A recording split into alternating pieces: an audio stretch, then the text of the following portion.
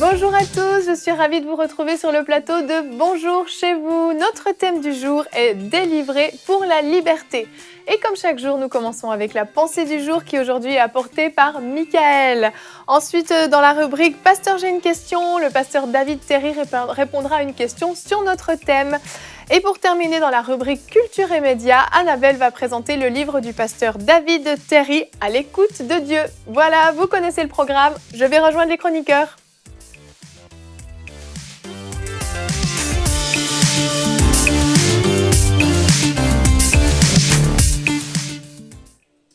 Bonjour à tous. Bonjour. Comment allez-vous aujourd'hui? Ça va bien. Ça va bien. Très bien. C'est une belle journée. C'est une belle journée, en effet. Votre dernière journée sur le plateau de Bonjour chez vous. Déjà. Mais vous reviendrez. Certainement. On viendra. C'est silencieux, ben oui. On va prendre l'avion, mais Mais on va c'est venir. ça, c'est ça. Vous reviendrez à une occasion ou une autre, vous reviendrez. En tout cas, on est content de vous avoir encore avec nous. Et comme on l'a dit, on va présenter ton livre, ton premier livre Oui, dans la rubrique Culture et médias dans l'émission. Donc, on a hâte d'en découvrir un peu plus sur ton livre. Et avant tout, on va commencer donc avec un thème Délivrer pour la liberté. Donc, on va parler de délivrance. Et oui, on a parfois besoin d'être délivré pour pouvoir sortir de problèmes qu'on a dans nos vies, que ce soit de maladies, que ce soit de problèmes relationnels, de problèmes dans nos âmes, dans notre caractère, etc. Parfois, il arrive qu'on ait besoin d'être délivré. Donc, on va commencer tout de suite avec la pensée du jour. Donc, Michael, mon cher mari, c'est toi qui fais la pensée du jour aujourd'hui. Oui. Donc, nous t'écoutons. Ma chère femme, on va parler de délivrance. Et le type de la pensée que j'aimerais vous partager aujourd'hui, je l'ai intitulé « Et si votre problème était d'ordre spirituel ?» Et on va commencer avec un passage de l'apôtre Paul dans Éphésiens chapitre 6, verset 12. Il dit « Car nous n'avons pas à lutter contre des êtres de chair et de sang, donc contre des hommes, mais contre les puissances, contre les autorités, contre les pouvoirs de ce monde de ténèbres et contre les esprits du mal dans le monde céleste. » L'apôtre Paul avait eu cette révélation qu'il y a un monde invisible, un monde surnaturel dans lequel il y a des esprits mauvais, appelés des démons, qui ont un seul objectif, c'est de vraiment détruire les hommes, détruire la vie de l'homme. Et l'apôtre Paul lui-même a été confronté à cette réalité. Il raconte que plusieurs fois, il s'est retrouvé face à des oppositions telles qu'il a failli mourir, perdre la vie. Et quand il le raconte, il avait cette révélation que finalement, ces oppositions qui étaient très naturelles chez lui, très physiques, quand on s'opposait à lui, on voulait le tuer pour qu'il arrête d'annoncer l'évangile, il avait réalisé que finalement, il y avait une réalité invisible qui commandait, influençait les hommes pour finalement le détruire. Et trop de chrétiens, malheureusement, ignorent cette réalité spirituelle, cette réalité du monde invisible, où il y a ces mauvais esprits qui veulent les détruire, et ils cherchent des solutions naturelles à des problèmes qui sont d'ordre spirituel, qui tirent leur source dans le spirituel. Je prends un exemple. Par exemple, il y a des couples, ils se déchirent, ils se disputent, ils luttent l'un contre l'autre, le mari contre la femme contre le mari. Ils sont persuadés que le problème vient du conjoint, alors qu'en réalité, très souvent, il y a ces mauvais esprits dans le monde invisible qui cherchent à diviser les foyers, à détruire les couples et à pousser les conjoints à divorcer. Ou encore certaines personnes qui vivent dans des peurs récurrentes, des problèmes émotionnels récurrents, chroniques, ou encore des dépendances, certaines addictions. Ils pensent que vraiment toutes ces choses sont très naturelles, viennent d'eux-mêmes et ils luttent avec eux-mêmes, alors qu'en réalité, il y a un monde invisible qui influence toutes ces choses et qui les oppresse dans le monde invisible. Et j'aimerais vous parler de mon témoignage. Moi-même, j'ai vraiment souffert pendant de longues années à lutter contre moi-même parce que je ne discernais pas quelle était la source du problème que j'avais. J'étais vraiment susceptible au plus haut point et ça détruisait mes relations. Si une personne que j'aimais me faisait une remarque, c'était pour moi la fin du monde. Je me souviens souvent, j'arrivais dans des groupes avec des amis qui m'aimaient et à peine je rentrais dans la salle, je me sentais tout de suite de trop, je me sentais rejeté. J'allais dans un coin pour m'isoler, je préférais jouer avec des enfants plutôt que jouer avec des adultes. Je boudais à ma façon, même adulte, pour attirer l'attention sur moi inconsciemment pour que les gens viennent finalement me dire « Michael, t'es important, Michael, je t'aime, on t'aime ». Et là, quand j'ai rencontré ma femme, Yveline, gros plan sur elle. Ça a été le summum du summum de l'épreuve et de la souffrance. Parce que là, j'avais un vis-à-vis et je l'aimais. Et pour moi, ça allait devenir ma femme. On était fiancés. Et quand elle me faisait une remarque, c'était vraiment la catastrophe. Là, je me souviens un soir au téléphone, on s'était disputé à ce sujet et j'ai raccroché le téléphone. J'étais dans mon lit et je pleurais. J'ai crié à Dieu. J'ai dit, mais Seigneur, pourquoi je suis comme ça? Pourquoi je ne supporte pas les remarques? Pourquoi il y a quelque chose en moi qui se noue à l'intérieur, un blocage? J'arrive plus à parler. Je m'en sors pas, Seigneur. Aide-moi, dis-moi ce qui va pas. Et je pleurais. Et là, j'ai entendu la voix du Saint-Esprit. Dieu a eu compassion de moi. Il m'a dit, Michaël, tu es victime d'un esprit de rejet. Et là, mes yeux se sont ouverts. Et j'ai réalisé que toutes ces années, je m'étais blâmé. Je m'étais accusé. J'avais lutté contre moi-même, contre mes propres pensées, alors que finalement, j'étais même pas coupable. Il y avait un intrus qui avait élu domicile dans mon âme depuis mon enfance, qui squattait là, et ce dont j'avais besoin, c'était de l'expulser. Et si je l'expulsais, mon problème était réglé. Et c'est ce que j'ai fait. Et j'ai pris autorité, je suis rentré dans la prière, dans l'esprit, et de tout mon cœur, j'ai pris cette autorité au nom de Jésus, et j'ai commandé à cet esprit de rejet de quitter ma vie, et là j'ai beaucoup pleuré, et j'ai été délivré. Depuis ce jour, l'oppression a cessé. C'est vrai qu'on est toujours confronté au rejet. Je peux me retrouver à être confronté à des gens qui ne m'aiment pas, qui me rejettent. Mais il n'y a plus en moi cette force qui me domine, que je ne peux pas moi-même dominer. Et les pensées négatives qui peuvent m'assaillir, je peux et j'ai la capacité de les rejeter. Parce que l'influence de ce démon qui avait fait intrusion chez moi, dans mon âme, est partie. Amen. Et peut-être que c'est votre cas aujourd'hui. J'aimerais terminer par là. Et vous avez peut-être vous aussi un problème dans votre âme, un problème récurrent, un problème émotionnel qui est là et qui demeure année après année. Vous savez que ce n'est pas normal, il y a un dysfonctionnement chez vous, Dieu ne vous a pas créé comme ça. Et peut-être que vous avez réalisé en m'écoutant aujourd'hui que, bah oui, peut-être que la source n'est pas naturelle. Peut-être qu'il y a un esprit impur qui m'influence derrière, un démon, et vous avez peut-être une dépendance de la pornographie, la séduction, les cigarettes, l'alcool, les jeux vidéo, les rêves impurs. Peut-être que jusqu'à aujourd'hui, vous pensez que c'était normal. Aujourd'hui, j'aimerais vous encourager à ouvrir vos yeux peut-être sur une autre source, une source spirituelle, un mauvais esprit, ou encore une souffrance émotionnelle avec des pensées négatives. Où que vous soyez, peu importe le contexte, elles sont toujours là.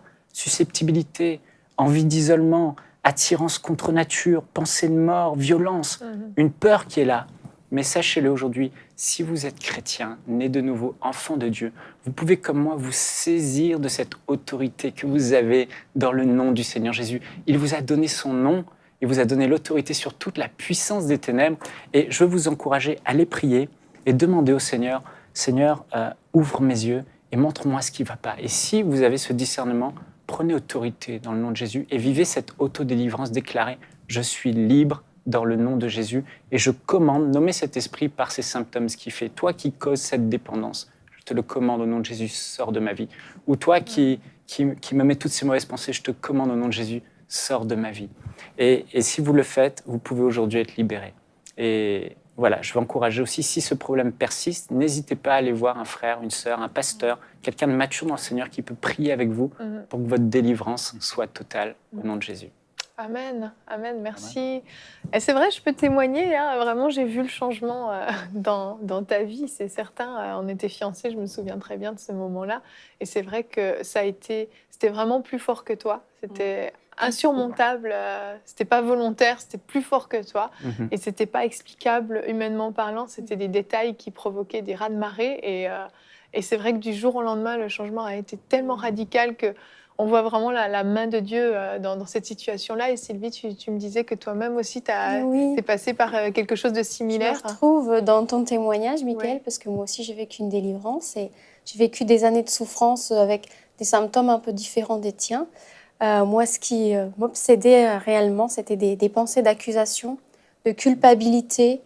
J'avais toujours peur d'avoir fait quelque chose de mal, d'avoir fait du mal à quelqu'un. Et pendant 10 ans... j'ai analysé, je me suis dit, est-ce que je suis dépressive, est-ce que ceci, cela, je raisonnais dans ma tête. Ça devenait dysfonctionnel, mon affaire.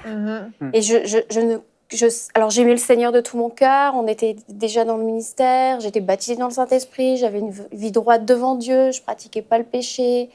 Mais tout devenait une montagne d'interrogations, de questionnements, toujours des peurs, peur d'avoir fait quelque chose de mal, des accusations, la culpabilité, et ça tournait en rond dans ma tête. Et je vivais véritablement une oppression. Je me levais avec ça, je me couchais avec ça, une oppression qui me cernait. Et jusqu'à ce qu'en fait, le Seigneur réponde à notre cri de détresse, parce que David vivait ça avec moi. On souffre à deux dans ces cas-là. Oui, absolument. Et le Seigneur nous a conduits vers une personne qui avait un ministère de délivrance, qui a prié pour moi, qui a eu vraiment le discernement spirituel. Alors elle voyait dans l'esprit. Elle voyait le monde spirituel comme on voit dans la Bible avec Élisée. Oui.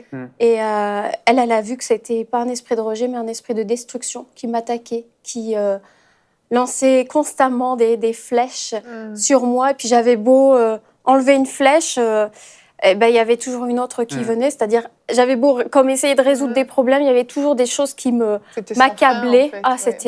C'était fou. Et elle a prié pour moi, c'était radical. Les pensées obsessionnelles ont cessé. Alors, quand elle a prié, il n'y a rien eu de spécial. Elle a prié calmement, tranquillement. Mais alors, ça a été vraiment efficace. C'est le résultat qui a été et puis, c'est ça, j'ai retrouvé une paix que j'avais perdue depuis des années. Et puis, j'étais capable de faire la part des choses, et puis d'être normale. C'est ça, tu étais lucide, en fait. Oui. Ce qui me préoccupait par le passé, ça ne me préoccupait plus. Cette dimension spirituelle, surnaturelle, avait complètement disparu. Ce qui me préoccupait par le passé, ça me faisait plus ni chaud ni froid, en fait. C'était vraiment d'origine spirituelle. Tu as partagé Il y a eu le avant et le après. Oui, tu as partagé ton témoignage dans l'émission Parole de Femme pour ceux qui veulent l'écouter, parce que tu as fait toute une semaine où tu as partagé tout ce que tu as vécu, et c'est vraiment très édifiant. Et on remarque, tu le dis, tu étais chrétienne, née de nouveau, baptisée du Saint-Esprit, toi aussi, la même chose. Et puis, c'est le cas de plusieurs personnes. Et on peut voir juste notre sondage de la semaine pour répondre à la question qui était, selon vous, un chrétien peut-il avoir un mauvais esprit ? Vous avez été 60% à répondre oui, c'est tout à fait possible, 14% oui, dans certains cas rares, et 26% non, ce n'est pas possible. Et on voit qu'en fait, pour certains chrétiens, c'est encore un peu le flou, cette dimension-là. Est-ce que oui ou non, on peut avoir un mauvais esprit ? On voit que quand on est chrétien né de nouveau, déjà le diable nous attaque, même parfois encore plus que quand on n'est pas au Seigneur. Et puis oui, c'est des choses qui peuvent être là parfois depuis notre enfance, parfois qui peuvent arriver en cours de route. Tout à l'heure, David, tu pourras nous expliquer comment justement un mauvais esprit peut rentrer dans une personne. Donc on va en parler tout à l'heure dans Pasteur, j'ai une question. Mais on voit que c'est quelque chose qui est une réalité en fait dans le corps de Christ vraiment. Et il y a beaucoup de gens qui luttent comme vous l'avez fait tous les deux, qui luttent comme à contre-courant. Une réelle souffrance. Complètement. Et puis on va regarder aussi encore notre verset du jour qui résume parfaitement ce qu'on a dit, car nous n'avons pas, tu l'as cité Michael, car nous n'avons pas à lutter contre la chair et le sang, mais contre les esprits méchants dans les lieux célestes. Et le combat spirituel, on voit qu'il se situe vraiment là, pas contre nous-mêmes. La chair et le sang, c'est nous aussi, c'est pas juste les autres, c'est nous aussi, on lutte contre nous-mêmes, et au final, on n'avance à rien, ça donne rien. Pour revenir au sondage, on comprend un petit peu la perplexité des téléspectateurs, parce que quand même un gros pourcentage qui dit non, c'est pas possible. Oui, 26%. Oui. C'est ça. Et peut-être c'est avant tout une question de vocabulaire. C'est sûr qu'on a le mot « avoir » ici. Oui. Alors, certains vont dire « mais non, mais on peut pas être possédé. Oui. Si l'Esprit de Dieu habite en moi, comment est-ce qu'un mauvais esprit pourrait cohabiter avec l'Esprit de Dieu, ou si Jésus-Christ est en moi, comme dit l'apôtre Paul, comment est-ce qu'un mauvais esprit pourrait habiter avec ?» Et alors, en fait, à cause de la terminologie ou du vocabulaire, du coup, on remet de côté, on bannit un petit peu toute influence mauvaise. Oui. Et c'est là, alors bon, peut-être que pour répondre à ceux qui ont dit non, il faudrait utiliser un autre vocabulaire en disant, on ne parle pas ici de quelqu'un qui habite, mais quelqu'un qui a une influence, parce que moi, dans les deux témoignages que j'ai entendus, ils n'ont pas dit c'était à l'intérieur de moi, et puis ça me contrôlait, j'avais plus le contrôle de moi. Non, c'est ça, on ne parle pas de possession. C'est ça, on entend Sylvie qui dit j'étais remplie du Saint-Esprit. Bon, elle avait le bon esprit, elle n'était pas remplie du mauvais esprit, elle était remplie du Saint-Esprit, mais il y avait néanmoins Une influence extérieure. C'est ça, une influence extérieure, ou même si l'influence extérieure se passe à l'intérieur de nous, c'est ça aussi, les mots, c'est compliqué. Ça peut être dans l'âme, ça peut être dans le corps, c'est dans le cas dans certaines maladies aussi, on le voit. Il y a ces deux dimensions, je pense que je vais élaborer un peu. Pour appuyer et étayer ce que le pasteur Jonathan disait, c'est que la Bible dit, l'apôtre Paul dit, que tout notre être, l'esprit, l'âme et le corps soient conservés, etc. Donc on voit bien qu'on est en 3 dimensions, l'esprit, l'âme et le corps, mais quand on est de nouveau, on reçoit le Seigneur Jésus, le Saint-Esprit vient habiter dans notre esprit, et notre esprit est né de nouveau. Et là, c'est vraiment dans la dimension de l'esprit, c'est impossible d'avoir un mauvais esprit. C'est là qu'il y a le Saint-Esprit, on est né de nouveau, c'est scellé, mais... dans le cas, dans l'âme, dans les 2 autres dimensions, l'âme et le corps, il peut y avoir un mauvais esprit. J'étais à l'île de la Réunion il y a quelques semaines et on faisait une réunion. Et à un moment donné, il y a un homme qui s'est avancé et il était chrétien, né de nouveau. Et il souffrait physiquement, pas physiquement, moralement, pardon. Il avait une grande tristesse. Et là, en priant pour lui, il a poussé un grand cri. La chose est sortie de lui. C'était pas à l'extérieur, c'était à l'intérieur. Mais c'était pas dans son esprit, il était chrétien. C'est dans son âme, ses émotions. Et il dit, j'ai reçu son témoignage encore des semaines plus tard, et il dit qu'il est totalement joyeux depuis cette grande tristesse qu'il avait partie. Et dans cette même réunion, je me souviens, à un moment donné, je disais, il y a une personne, elle a des problèmes aux oreilles, c'est une chrétienne encore, et au nom de Jésus, je commande maintenant à tes oreilles d'être guéries. Et au moment où je dis ça, je vois une dame dans la salle, elle pousse un grand cri, elle se jette par terre et elle met ses 2 mains sur les oreilles. Et là encore, on voyait qu'il y avait dans son corps un mauvais esprit qui posait un problème dans son physique. Et quand il est parti, le problème était réglé. Exactement. C'est ça. J'ai l'impression qu'il y en a qui sont derrière leur écran qui disent « Ah, je ne suis pas d'accord » et puis qui aimeraient parler, mais bon, ils ne peuvent pas. Ils peuvent pas. Ils peuvent pas, mais j'aimerais leur dire... Toi, tu peux parler. Moi, je peux parler. Non, mais j'aimerais leur dire simplement, souvenez-vous de l'Évangile. À certains moments, on amène à Jésus quelqu'un qui est muet ou quelqu'un qui est sourd. On va dire, bon, c'est purement physique, ça. Il est sourd ou il est muet. Mais il a dit que Jésus a chassé le démon. Donc, il ne dit pas seulement, dans certains cas, il dit qu'il a guéri la maladie, mais là, quelqu'un qui était sourd, quelqu'un qui était muet, nous, on aurait tendance à dire aujourd'hui, puisque c'est la question de la pensée du jour, et si votre problème était spirituel, ben là, il y a quelqu'un qui est sourd, on dit, et si son problème est spirituel? En tout cas, Jésus l'a discerné, et il a chassé le démon. Alors, ce n'est pas toujours une loi, ça ne veut pas dire que tous les sourds ont un problème de démon, mais ça arrive, et c'est là où il y a besoin de discernement. La nuance, c'est ça, c'est que parfois on est dans un extrême ou on est dans un autre. Donc soit on voit des démons partout, c'est pas non plus l'idée, mais ne pas en voir du tout, c'est une erreur. Et je pense que des fois, il vaut mieux peut-être en voir un peu trop que de ne pas en voir du tout. Parce que le problème est que finalement, on est complètement fermé à tout ce qui est au niveau de la délivrance. Et puis on se retrouve avec des gens qui vont porter des fardeaux terribles dans leur corps, dans leur âme, toute leur vie, des poids terribles. Vous voyez quand même beaucoup de cas de délivrance dans votre église, même dans votre... On a vécu toutes sortes de choses à ce niveau-là. Même moi, j'ai été attaqué physiquement par des démons. À un moment, j'ai fait 4 électrocardiogrammes dans la même semaine. Et c'était une attaque démoniaque. Et quand j'en ai pris conscience, j'avais tous les symptômes d'une crise cardiaque. Et c'est quand après le médecin m'a dit aux urgences, mais là monsieur, est-ce que vous avez un problème d'ordre émotionnel? Vous cherchez de l'attention aux urgences? Et j'ai dit non, j'ai autre chose à faire que de venir passer mon temps aux urgences. Surtout au Québec. Là je me suis dit, mais là, waouh, ça se peut que ce soit spirituel. C'était l'une des premières fois que j'étais confronté à ça. Et donc j'ai pris autorité contre, et j'ai fait comme tu l'as dit, je me suis adressé pas à l'esprit, je ne savais pas ce que c'était, je ne savais pas si c'était un sorcier, je ne savais pas si c'était un démon, une principauté. Tout ce que je savais, c'est qu'il y avait des symptômes. Donc, je me suis adressé à l'entité spirituelle, forcément mauvaise, on va dire, qui me causait ces symptômes, et je lui ai ordonné de me quitter, et les symptômes ont cessé. Le lendemain, j'ai ouvert ma Bible dans mon temps de dévotion, et ça a repris, j'ai pris autorité, c'est parti. Et le surlendemain, j'étais à l'église, et pareil, ça a recommencé, j'ai pris autorité, puis c'est plus jamais revenu. Donc, c'est quelque chose qui est possible. Et quand j'ai commencé le ministère aussi, comme pasteur jeunesse, pendant 8 mois, j'avais des problèmes gastriques, du reflux, j'ai tout essayé, incliner mon lit, changer d'alimentation, prendre des pilules, tout ça. Ça faisait rien du tout. J'ai fait un examen avec une caméra qu'on m'a passée dans le nez jusque dans l'estomac et on m'a dit « Monsieur, vous avez rien du tout ». Et là, je me suis dit « Mais est-ce que ça se peut que ce soit spirituel ?» Et quand j'étais en vacances en France, et quand je suis revenu au Québec, et on était dans le quartier gay à l'époque, Il y avait pas mal d'oppression dans cet endroit-là. Et quand je suis revenu dans le quartier, ça a recommencé. Et là, j'ai pris autorité et c'est parti.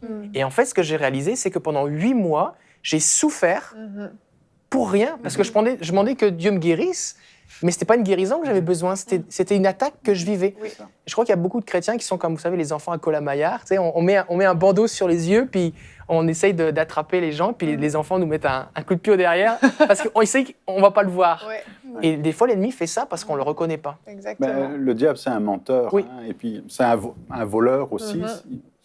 C'est un petit peu la caricature. Vous savez, vous êtes en train de dormir, c'est la nuit, vous entendez du bruit. Vous dites, il y a quelqu'un, et puis vous posez la question, il y a quelqu'un, puis vous entendez une voix qui dit non, il n'y a personne. Ah oui, c'est ça. Mais le diable, c'est ce qu'il fait. Il veut nous faire croire qu'il n'y a personne. C'est vrai. Il veut nous dire, non, il n'y a pas de problème spirituel, il n'y a rien, dors, c'est juste du Il bruit. ne veut pas être démasqué. Non, Ben oui. c'est ça. Elle est bonne, celle-là. Exactement. Mais c'est vrai, il ne veut pas être démasqué, effectivement. Et quand il est démasqué, là, c'est là où, généralement, on peut voir justement des manifestations démoniaques. Tu voulais rajouter quelque chose, Annabelle? C'est que aussi, à l'inverse, le diable peut se déguiser en ange de lumière et que, comme toi t'as fait, changer l'inclinaison de ton lit, l'alimentation, etc., que quelquefois, ces choses naturelles qui ne sont pas mauvaises peuvent finalement devenir des outils entre les mains du diable pour nous faire perdre du temps, pour nous décourager, pour nous faire peur, et parce qu'on est là en train de chercher une solution dans le naturel et de faire attention à toutes ces choses, surtout en ce moment, dans le moment où on vit toutes ces nouvelles super potions ultra naturelles, l'alimentation, le bien-être, de faire attention que ça ne devienne pas une espèce d'idole finalement qui se cache, utilisée par l'ange de lumière qui nous fait croire une bonne vie bien équilibrée. C'est ça la solution, ça fait partie des solutions, mais si c'est une attaque du diable, si elle est très enflammée du malin, on a besoin de se défendre avec le bouclier de la foi, avec l'autorité qu'on a en Jésus-Christ, et c'est pas un style de vie qui nous donne la victoire, c'est vraiment le nom de Jésus. Oui, amen.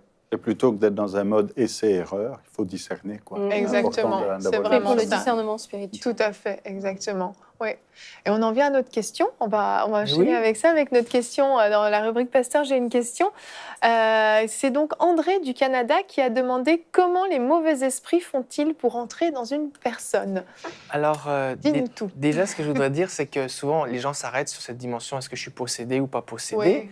Et comme Jonathan l'a dit, et Michael, c'est qu'il y a cette notion que c'est mon esprit qui naît de nouveau. Donc, si j'appartiens à Jésus, je lui appartiens. Donc, pour essayer de simplifier, je vais essayer de vulgariser un peu les choses. Mais imaginez quelqu'un qui achète une maison, il devient le propriétaire de la maison. Maintenant, il est possible qu'à l'intérieur, il y ait des termites, des rats, des chauves-souris, des fourmis, ou des squatteurs, pour reprendre ton expression tout à l'heure, et qui ne sont pas désirés par le propriétaire et qu'il va falloir chasser ou expulser. Donc, il y a une différence entre appartenir et puis avoir une influence ou une occupation. Pourquoi est-ce qu'on peut y avoir un démon dans un corps? La Bible dit que notre corps est le temple du Saint-Esprit, donc le Saint-Esprit est un esprit, et s'il peut habiter dans notre corps, un démon aussi. Aussi, c'est important de comprendre qu'il y a différents niveaux d'influence. Il y a des influences qui sont plus ou moins fortes, et des fois c'est caché. Et des fois les gens se disent, oui, mais lui, il y a une telle manifestation, ça devait être très fort. Mais en fait, je voudrais affirmer ici quelque chose, c'est que ce n'est pas les démons qui se manifestent le plus qui sont les plus dangereux. Parce qu'un démon, quand on dit juste « bonjour, je suis chrétien », qui se met à hurler, c'est qu'il n'est pas très résistant. Et il y a des démons qui sont résistants à la religion. Et on voit Jésus, à un moment, va dans une synagogue. Et c'est seulement quand Jésus arrive que le démon se manifeste. Et ce gars-là venait à la synagogue tous les samedis. Donc, rapidement, j'aimerais dire que dans Éphésiens 4,27, il est dit « Ne donnez pas accès au diable ». Alors, on pourrait parler de plein de sujets, mais le mot ici, on peut traduire aussi « pas de place, pas de lieu ou pas de prise ». Alors, si Paul dit aux Éphésiens, c'est dans le même texte que tu as lu tout à l'heure, qu'on ne doit pas donner accès au diable, ça veut dire que, un, c'est possible, et deux, la question qu'on devrait se poser, c'est oui, mais alors si je lui ai donné accès, qu'est-ce que je fais maintenant? Parce que ce n'est pas le fait de dire je ne crois pas que c'est possible qui varie la question. Non, ça c'est sûr. Donc, en fait, ce qu'il faut comprendre, c'est que les démons fonctionnent avec un droit légal. Dans Actes 26, 18, il y a un texte qui dit pour qu'ils passent des ténèbres à la lumière et de la puissance de Satan à Dieu. Et ce mot puissance, ici, c'est le mot exousia, qui a une autorité ou un droit légal. Et en fait, ce qui se passe, c'est que si on a donné un droit à Satan ou à un démon ou à un sorcier dans notre vie, eh bien, il va fonctionner d'après ce droit. De la même façon que si je donne les clés de ma maison à quelqu'un, il va utiliser les clés pour s'en servir. Ou si je donne une procuration à quelqu'un, quelqu'un va pouvoir... Merci. Si tu donnes une procuration sur ton compte bancaire, je vais pouvoir faire des retraits en ton nom. Je vais pouvoir prendre des décisions en son nom. Alors, il n'y a pas vraiment de liste exhaustive dans la Bible des activités ou pratiques qui permettent à un démon de rentrer dans la vie d'une personne. Et en fait, j'aimerais vous encourager à vous tenir à distance des gens qui font des listes. Parce qu'en fait, ces listes, ce que ça fait, c'est que ça vient souvent décourager les gens qui ne sont pas dans la liste. Et là, on dit aux gens, tu n'es pas dans la liste, donc ton problème, c'est que tu lis pas assez ta Bible, tu pries pas, tu veux pas. Et on amène les gens dans le désespoir. On voit un moment Jésus qui va chasser un démon d'un enfant et les disciples n'avaient pas pu chasser ce démon dans Luc 9 quand il descend la montagne de la transfiguration. Les disciples étaient en train de discuter avec des docteurs de la loi et je pense qu'ils se posaient des questions, mais pourquoi est-ce qu'on n'a pas pu le chasser? Et en fait, au lieu de trouver des raisons, il faut amener les gens à Jésus. Et ça se peut que vous ayez été confronté à un problème et que vous avez été voir des serviteurs de Dieu et que vous n'avez pas trouvé d'aide. Mais Jésus, lui, peut vous aider. Alors, ça ne veut pas dire que votre pasteur est un mauvais pasteur. Jésus n'a pas viré les disciples. Il leur a juste dit, il faut que vous alliez jeûner. Et donc, il y a différentes façons d'ouvrir des portes à des démons. Ça peut être des portes qu'on ouvre consciemment. Moi, une fois, j'ai rencontré quelqu'un qui m'a dit, j'ai demandé à Satan d'avoir des relations sexuelles avec moi. Quelqu'un m'a dit ça. C'était vraiment intense. Donc, c'est des gens, c'est très conscient. Il y a des gens qui font la sorcellerie volontairement, qui invitent des démons. C'est très intense. Ça peut être des péchés, certains types de péchés. On parlait tout à l'heure de ne laissez pas de place, mais l'idée c'est qu'on peut laisser un petit peu de place, mais si la place devient de plus en plus grande, au bout d'un moment on peut s'installer et l'ennemi peut camper, ça peut devenir une forteresse. Les relations sexuelles aussi, ça peut être une façon d'obtenir des démons. Il y a un transfert d'esprit qui peut se faire parce qu'on devient une seule chair. Bon, les pratiques occultes, l'occultisme, aller voir un voyant, un marabout, un guérisseur, tout ça. Même certains jeux vidéo. Je connais des gens qui ont été se retrouver avec des démons en jouant à certains jeux vidéo. En fait, tout ce que vous faites avec de la magie, que ce soit virtuel ou réel, vous déterminez par votre volonté une autorisation à l'ennemi. Il y a des portes aussi qui sont ouvertes par des gens en autorité sur quelqu'un, comme par exemple un parent peut donner le nom de ses enfants à un sorcier pour avoir du pouvoir ou une promotion au travail. Et en livrant le nom de ses enfants, puisqu'il est en autorité, en fait, il donne le droit à l'ennemi dans la vie de ses enfants. Ça peut être des alliances ou des malédictions qui ont été faites par les ancêtres. Et là, au nom de Jésus, on peut les briser à condition d'avoir une révélation. Parce qu'on voit dans la Bible qu'il y a des malédictions. On voit par exemple les Gabaonites, plus de 400 ans avant, il y avait une malédiction. Et quand elle a pris place, elle s'est accomplie. Mais on peut la briser au nom de Jésus parce que Jésus a été maudit à notre place. On peut vivre des attaques qui sont faites contre les gens à notre insu. Des attaques de sorcellerie, des attaques de démons, de l'opposition. Tu parles de l'apôtre Paul qui s'est fait opposer dans l'annonce de l'Évangile. Moi, aussi, je voulais annoncer l'Évangile. Ça peut être même carrément relié à notre appel ou à notre vie. Et on voit par exemple que Moïse, Pharaon a voulu le tuer dès sa naissance. Et des fois, il y a des gens qui, dès leur naissance, vivent des oppressions. C'est juste parce que Satan sait ce que vous portez, connaît votre mission et il veut vous détruire avant que vous entriez dans votre appel. Et souvent, ce que je constate quand on fait de la délivrance avec les gens, c'est que souvent les gens sont... En fait, l'ennemi met beaucoup d'énergie pour arrêter ceux qui ont un grand appel. Donc ça, c'est quelque chose qui peut vous encourager. Mais en Jésus, il n'y a aucune puissance de ténèbres qui est trop forte.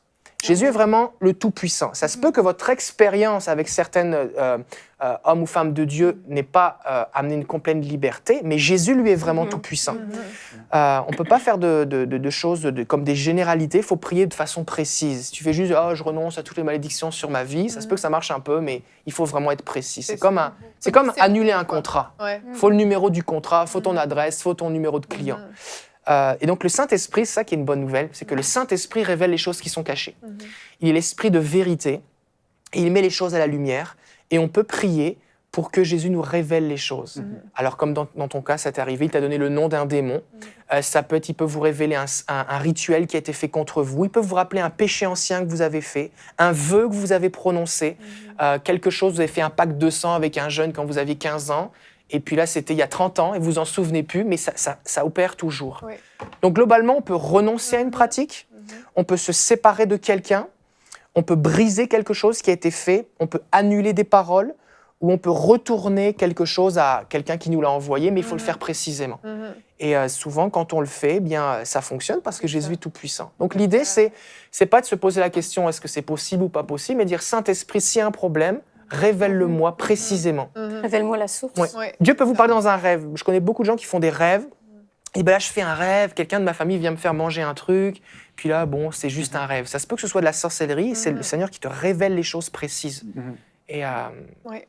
c'est ça, il y a de l'espoir. Amen, amen. Merci beaucoup, David, pour cette réponse super complète. Tu as tout dit, tout est dit. Tout est dit, non, il y a sûrement d'autres choses à dire, mais en tout cas, c'est bien complet. Donc, merci beaucoup. Je pense qu'on a tout compris sur ce thème, en tout cas. Donc, on va continuer avec notre rubrique Culture et médias. Donc nous allons présenter ton livre, David, ton premier Eh oui, livre. mon premier Félicitations, premier et certainement Son pas le bébé. dernier.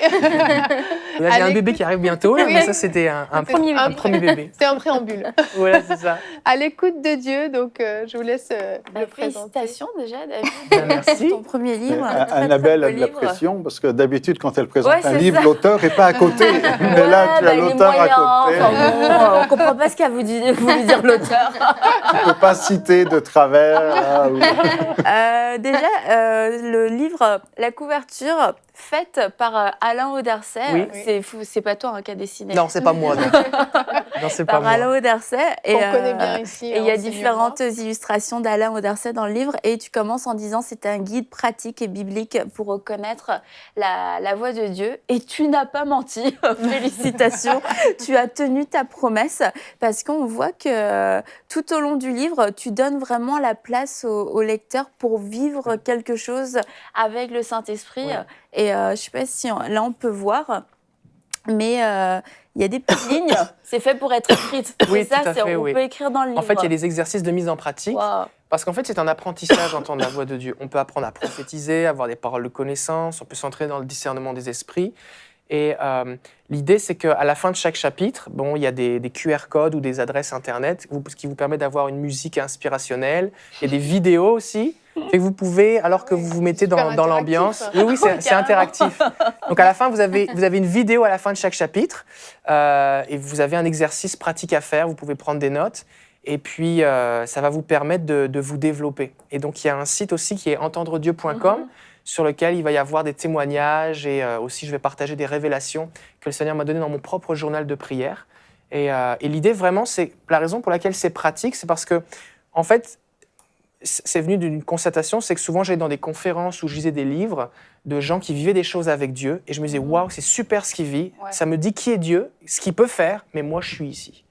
Et en fait, les gens disaient des choses comme, mais Dieu m'a dit, puis et là, je dis, oui, Comment Dieu t'a mais dit moi, comment il me parle? Et en fait, ce que j'ai constaté, c'est que Dieu me parlait, mais que je pouvais apprendre à reconnaître sa voix. Et souvent, on se dit, mais est-ce que c'est le Seigneur? Est-ce que c'est pas le Seigneur? Des fois, les gens disent, mais j'avais une petite voix qui me disait, oublie pas tes clés, fais telle chose.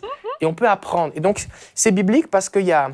C'est biblique. Donc, c'est le deuxième bon point du livre. C'est biblique. C'est important parce que toutes nos expériences spirituelles doivent être basées sur la Bible. Combien de références? Il y a plus 220, il y a plus de c'est 220 références bibliques, il y a même un index biblique à la fin, Ah oui. pour que vous compreniez que... Parce que des fois, on vit quelque chose, mais comme on ne sait pas que c'est dans la Bible, on le laisse de côté. Mais une fois qu'on dit « Oh, mais c'est dans la Bible !» Alors là, ça nous rassure. Et là, tranquillement, on peut explorer cette dimension et en étant sécurisé, vivre plus de choses avec Dieu. Et c'est vrai que tu as mis des mots sur ce que beaucoup de gens vivent déjà, parce que souvent, on se dit, moi, j'ai pas de vision, j'ai pas de rêve, j'entends pas Dieu me parler, parce que c'est des choses qu'on peut mépriser. Et j'ai vraiment aimé ces petits points que tu as fait, la vision flash, la vision animée, la vision les yeux ouverts, la vision du monde spirituel. Et puis, en fait, en lisant ça, on se dit, j'ai déjà eu une vision finalement, mais ça semble tellement quelquefois spirituel, comme tu dis, ah bah oui, Dieu m'a parlé, moi j'ai vu ça. Bah, tu as l'impression que c'est comme une évidence, que tout s'est arrêté, qu'il y a eu des chants d'anges, etc. Et là, la vision flash, pour prendre cet exemple-là, tu dis c'est une image très rapide dans notre esprit. Et est-ce que je la prends ou est-ce que je la prends pas? Mais le fait que toi, tu aies mis des mots dans ton livre, en fait, ça nous montre, Dieu me parle à moi aussi, mais maintenant, je vais l'écouter, je vais l'entendre, et puis aussi, du coup, je vais y prendre attention, parce que souvent, on méprise beaucoup de paroles. Oui, tout à fait. C'est ce que dit Job 33,14. Dieu parle tantôt d'une façon, tantôt d'une autre. Donc déjà, juste croire que Dieu te parle d'une façon différente de moi, différente de toi. Et donc, apprendre à reconnaître ces choses. Et ensuite de ça, l'idée, c'est que si je laisse tomber les paroles de Dieu ou la façon dont il me parle, je ne vais pas pouvoir tenir compte du message. Donc, si c'est juste une impression pour m'avertir, si c'est un rêve, il y a une dimension de foi. Parce que Dieu, le fait qu'il me parle, ne veut pas dire qu'il va me forcer à faire ce qu'il me dit. Je reste libre, le juste vivra par la foi. Oui. Et donc, toute cette notion de reconnaître, et aussi j'aborde cette notion du fait d'écrire ce qu'on reçoit, de tenir un journal, ce qui permet en fait de bâtir un historique de confiance de ce qu'on a vécu avec Dieu. Et là, tranquillement, Dieu parle. Et des fois, Dieu parle comme avec un puzzle, un casse-tête. Il nous donne des morceaux. Un jour, on a un rêve, on lit un verset, on entend une prédication, quelqu'un nous partage un témoignage, et on reçoit tout ensemble. Et puis, oh, ça ressemble à une image, il y a une unité, il y a une cohérence. Et donc, j'explique des choses très, très pratiques sur comment bâtir cette relation avec Dieu. Et en fait, tu as écrit ce livre-là parce que tu avais commencé, tu continues d'ailleurs avec l'école du ministère surnaturel francophone, et c'est des formations que tu donnes pour entendre la voix de Dieu. Et tu as déjà eu beaucoup de retours, beaucoup de témoignages. Oui. Et tu t'attends à ce que vraiment les gens puissent expérimenter quelque chose, j'imagine. Oui, tout à fait. Oui, en fait, c'est commencé par un parcours personnel dans lequel je me suis mis à persévérer, à vouloir entendre Dieu. J'ai lu sur le sujet, Sylvie avait fait des expériences. Et donc, ça m'a donné soif. Et donc, j'ai étudié la question. Et puis, je me suis entraîné chaque jour pendant au moins 1 an, 10 minutes par jour, à me mettre au silence et à écouter Dieu. Seigneur, qu'est-ce que tu veux me dire? Et à attendre. Et j'ai commencé à avoir des visions. Dieu a commencé à me mettre des pensées dans son cœur. Et ça s'est développé de plus en plus. Après ça, j'ai commencé à l'enseigner dans différents endroits. Et en général, 90% des gens reçoivent quelque chose du Seigneur. Alors, ça peut être de façon émotionnelle, une vision, une parole, des choses très développées. Et souvent, les gens sont étonnés à quel point Dieu veut leur parler. Mais la clé, vraiment, c'est de se taire et commencer à écouter. De prendre le temps d'être au calme. Et il y a un verset dans le psaume 5, verset 3, qui dit « Je me mettrai au calme devant toi chaque matin et j'attendrai » ou « Je guetterai ». Et le fait d'attendre en silence devant Dieu, c'est une façon de l'honorer. Et là, il peut parler. Et donc, c'est un livre qui ne se lit pas d'une traite. Tu n'encourages pas à le dévorer sur le bord de la plage. Tu préfères que les gens prennent leur temps pour lire. Oui, en fait, dans chaque chapitre, j'aborde une des façons dont Dieu parle, que ce soit la vision, les rêves, le discernement des esprits, la parole de connaissance. Je donne des conseils pratiques aussi, comment développer un journal et puis analyser ce que Dieu nous donne, parce que la Bible dit qu'il faut examiner toutes choses, c'est important. C'est pas parce qu'on a quelque chose qui vient dans notre tête que pour autant Dieu nous parle. Donc c'est important d'examiner les choses par rapport à la Bible. Et je pense que ça va être comme un ouvrage de référence auquel les gens vont pouvoir se référer régulièrement par rapport à leurs expériences spirituelles. Et je pense que si vous lisez ce livre, vous allez commencer un voyage spirituel avec Dieu qui va vous amener dans des expériences surnaturelles merveilleuses et des révélations, des changements, des libérations. Et aussi, c'est plein de témoignages, des choses que j'ai vécues avec des gens autour de moi sur les 5 dernières années. Et ça va, je pense, vraiment vous édifier. Merci beaucoup. Donc, ton livre est disponible sur entendredieu.com. Entendredieu.com. Et 18 €. Oui. Et livré gratuitement. Livré gratuitement partout dans le monde. Waouh! Oui. Ah bah dis donc. T'as entendu Dieu pour ça? Non, il a ton mari. entendu Jérémy Sourdril. En tout cas, félicitations à l'écoute de Dieu. On le recommande fortement. L'auteur est là en plus. On le recommande 2 fois plus. Tu peux me le dédicacer. C'est prévu, c'est Il prévu. y a un certain Jérémy qui recommande le livre aussi. Là. Oh, c'est pas son jour aujourd'hui. On en parlera plus tard. Bon, bah, merci beaucoup pour ton livre, David. Je suis sûre que ça va bénir beaucoup, beaucoup de personnes. C'est vrai, on le recommande. Ça a l'air vraiment super. Moi, j'ai envie de le lire. Parce qu'il vient juste de sortir, il faut le préciser Oui, je quand l'ai même. eu il y a 3 jours, il est tout frais. Il là. est Vous êtes les tout premiers frais, à il est l'avoir en encore main, tout là. chaud, là, il sort du four. Bon, bah, merci à vous pour cette émission. Je vous rappelle donc que les problèmes que vous pouvez avoir peuvent être parfois d'ordre spirituel. C'est quelque chose qui est possible. Donc, je vous invite à la fin de cette émission à vous tenir devant Dieu et à simplement demander au Seigneur de vous montrer d'où vient le problème. Est-ce que vous avez besoin d'être délivré? Est-ce que c'est quelque chose de spirituel ou pas du tout? Encore une fois, il ne faut pas s'ouvrir à tout et n'importe quoi. Il faut être équilibré et être rempli de sagesse. Ça tombe bien, le Seigneur va vous déverser toute sa sagesse. Il va vous aider à discerner d'où vient votre difficulté, votre problème, que ce soit de santé ou émotionnel ou autre. On vous dit à demain. Demain, on va aborder le thème pour notre dernière première journée de la semaine. Quelle attitude avoir quand l'épreuve nous atteint? Donc, on va parler d'épreuves, de difficultés. Et on va répondre au sondage. Comment réagissez-vous lorsqu'une épreuve vous atteint? Justement, donc on vous a posé la question. Je vous rappelle que notre sondage est disponible sur le site enseigne-moi.com et sur notre Facebook. Donc, je vous invite à y répondre. Et demain, nous aurons également la rubrique C'est mon histoire avec Audrey Mac qui va nous partager son témoignage de guérison. Voilà, à demain et bonjour chez vous et bon retour à vous deux. Merci, d'avoir participé à notre émission. Au revoir.